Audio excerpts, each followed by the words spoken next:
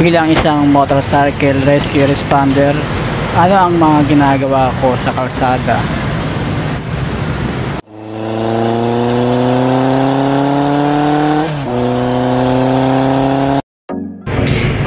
Ito nga mga kabayaral, itong video na to is nirecord ko talaga to para alam niyo kung ano nga ba ang ginagawa ng isang motorcycle rescue responder sa mga ganitong sitwasyon. So kung meron ng mga nag-a-assist dyan sa sitwasyon na yan, ang maaari mo lang dyan maitulong is yung bubuhatin nyo yung pasyente na iangat dun sa may stretcher. Ayan o, ako yung nakapulang jacket at nakapulang helmet na yan o. So ayan, tinutulungan ko na sila dyan iangat yung pasyente papunta dun sa may stretcher. Yan, nilalagay mo na namin sa spine board kasi medyo mabigat yung pasyente ano. Pagkalagay sa spine board, yun, tsaka namin siya bubuhatin sa sa stretcher. Ay, nasa spine board na nga siya. So ngayon, sasakay namin siya sa may stretcher. Ayan, tulong-tulong kami dyan. Ayan, binot. Ayan, sinakay na namin sa stretcher, muntik pa mahulog. No, tinawag ako, kinalapit ako ni kuya yung sa ambulance, iangat yung stretcher. Ayan o, nakalak pala yan. Ayun, yun, naiangat na namin. So yun, pagkaangat yan, tinulak na namin sa ambulansya. Yun. Ayan, habang sinakay na sa ambulansya yung pasyente, pagkatapos niyan, ako naman dito ay nagmamando ako ng traffic.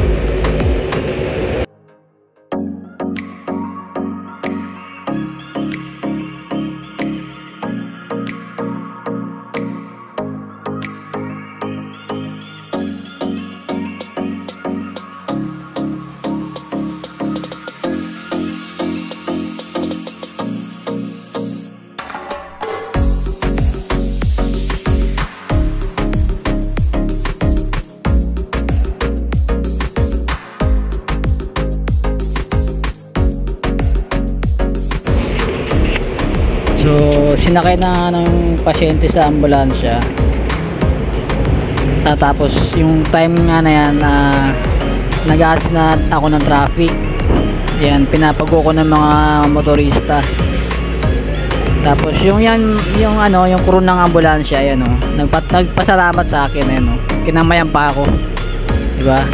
Sa mga ganyang bagay kasi pwede tayo tumulong kahit papano, hindi man malaki, pero nakakatulong pa rin tayo kahit sa mga ganyan sitwasyon. Yung motor pala na yan na Honda Click, siya pala may-ari niyan nung nag-rescue kanina. Ayan o, nice niya yung gamit niya na pang first aid. Yan, minamando ko na yung traffic ulit. Ayan, umalis na yung ambulansya, dinala yung pasyente sa hospital o.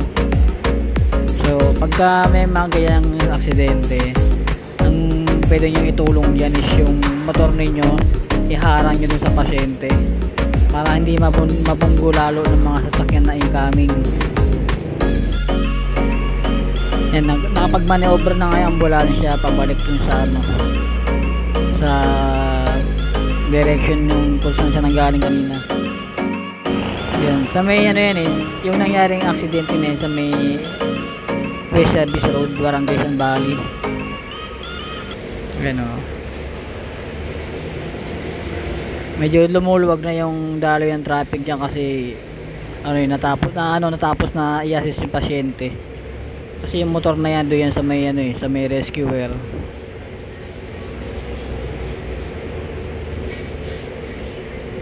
Ginaantay ko lang siya bumalik sa motor niya. Ayan.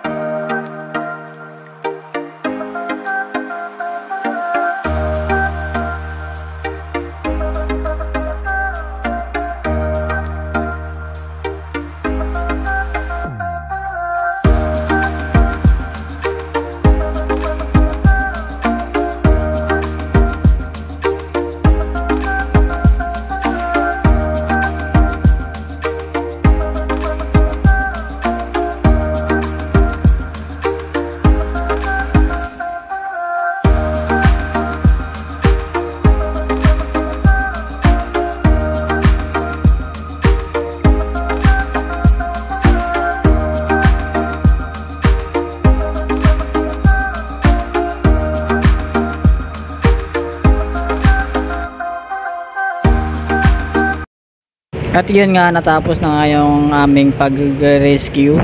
Ayan, umalis na rin si sir. Ayan, medyo ayan, lumuwag na yung traffic dyan kasi tapos na yung ano, pag-assist dun sa pasyente. Ayan, lumuwag na yung traffic nyan. Ayan, paalis na rin ako nyan.